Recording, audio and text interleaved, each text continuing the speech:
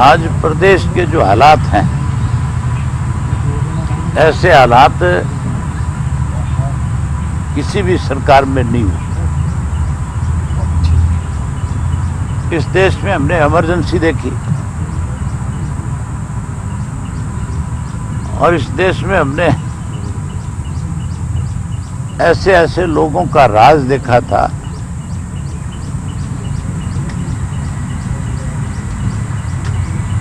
जब वो सत्ता में होते थे तो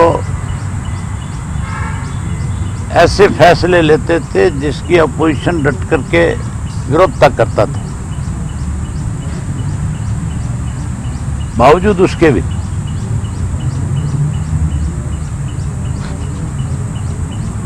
उन लोगों की अपनी एक पहचान थी। आज देश और प्रदेश के अंदर, आज यहाँ जो दिलबाग, देश और प्रदेश के अंदर आज इस किस्म की सरकार है जिससे हर व्यक्ति ऊब चुका है। आज कोई कानून व्यवस्था नहीं है। आज भ्रष्टाचार जो वो चरम सीमा के ऊपर है। आज हर वर्ग की अनदेखी हो रही है। आज कर्मचारी परेशान है, आज व्यापारी परेशान है। किसान तो पिछले 6 महीने से लगातार इन 3 कृषि के काले कानूनों के खिलाफ अपनी लड़ाई लड़ रहा है। आज तो स्टूडेंट भी दुखी है। मजदूर जो है आज मजबूर होकर के पलायन कर रहा है, वापस जा रहा है, क्योंकि उसको ना तो इंडस्ट्री में जॉब, ना सरकार से कहीं कोई उम्मीद बची। सरकार तो गरीब आदमी के साथ खिलवाड़ कर रही है। जब इनको जरूरत पड़ती है तो डीसी रेट के ऊपर अलग अलग डिपार्टमेंट में अलग अलग लोगों की भर्ती कर लेते हैं और जैसे इनकी जरूरत पूरी हो जाती है उन लोगों से रोजगार छीन लेते हैं।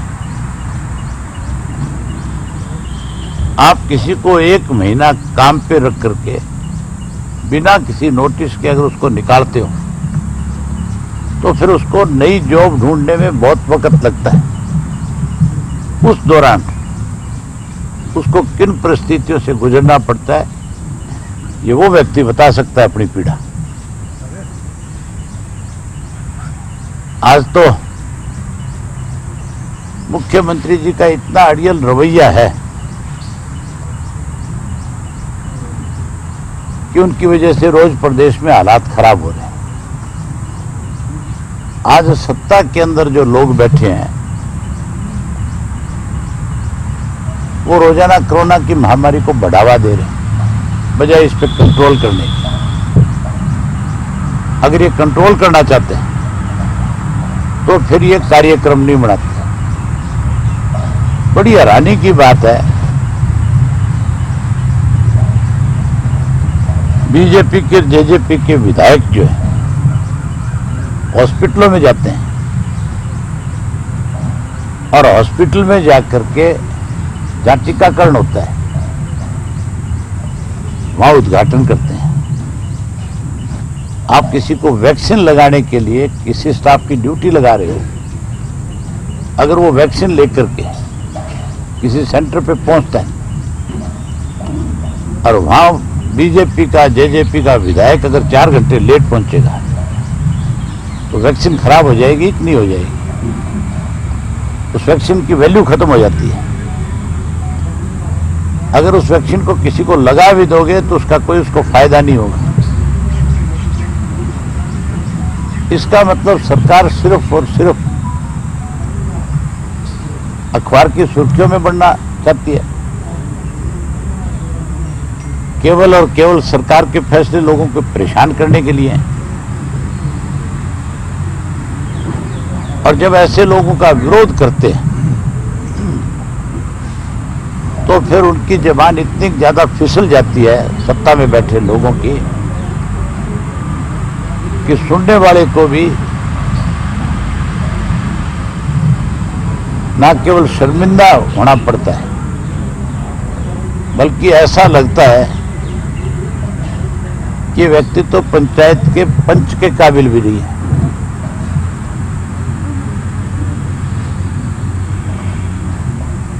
ये ठीक है, कई दफा मनुष्य जो है मजबूर हो जाता है कुछ सख्त भाषा बोलने को। मैं भी अनेक दफा सख्ती से बात करता हूं, लेकिन उस सख्ती का ये मतलब नहीं होना चाहिए कि आप अपनी मर्यादाओं को लांघ दें।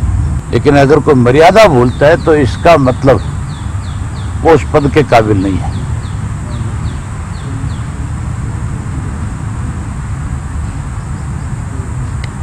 बबली जो है विधानसभा के अंदर किसानों के बारे में बहुत कुछ सहानुभूति बटोरने की कोशिश में था, लेकिन कहीं मुझे जो फीडबैक है उसकी अपने लालच में, कहीं अपने स्वार्थ के लिए उसने जो है जिन लोगों को मां बाप की संज्ञा दी थी उनको अपमानित किया और उसने प्रदेश का माहौल खराब किया। फैसला तो उनकी पार्टी करे, सरकार करे, क्या नहीं करे, लेकिन जिस भाषा का प्रयोग उसने किया, जैसे दूसरे किसानों के खिलाफ मुकदमे दर्ज किए गए, अरेस्ट किया गया, बबली के खिलाफ भी एफआईआर लॉन्च होनी चाहिए। और एफआईआर कोई ये नहीं कोई जाकर के कराए, सरकार को स्वयं इस पे संज्ञान लेना चाहिए, क्योंकि उसने पूरे देश के अंदर हरियाणा प्रदेश को अपमानित किया, बदनाम किया। इसलिए उसके खिलाफ जो एफआईआर लॉन्च हो और उसके खिलाफ भी उन्हीं धाराओं के तहत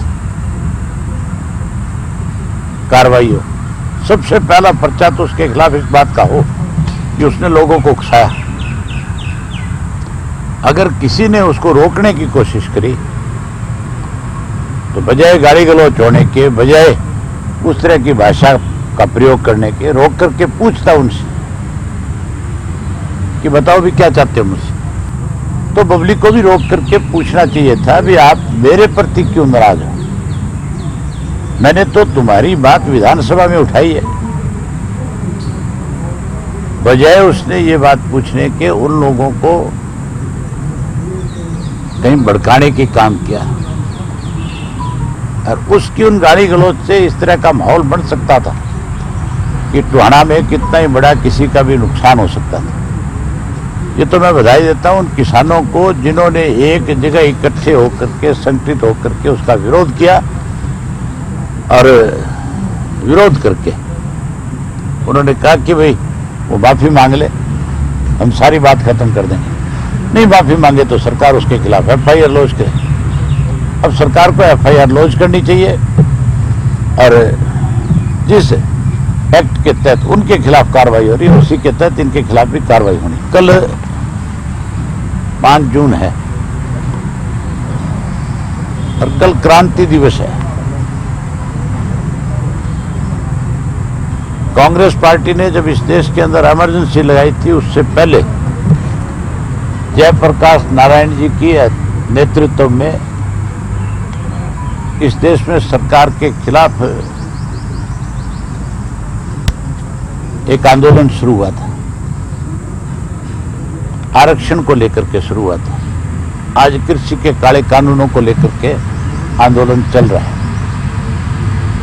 वो आंदोलन भी 5 जून को क्रांति दिवस के रूप में शुरू हुआ और ये भी जो है किसानों का जो आंदोलन है इसको 1 वर्ष हो गया। इस 5 तारीख को केंद्र की सरकार ने ये 3 कृषि के काले कानून बनाने के लिए अपनी तरफ से एक नोटिफिकेशन निकाला था। इसलिए हमारी पार्टी ने फैसला किया कि हम इसको कल विरोध करेंगे। हमारे हर डिस्ट्रिक्ट हेडक्वार्टर के ऊपर ये जो काले कानून का जो प्रतियां जो है वह उनको जलाएंगे और इसका डट करके हम विरोध करेंगे। हमारा ये विरोध तब तक जारी रहेगा जब तक ये तीनों काले कानून वापस नहीं हो जाएंगे।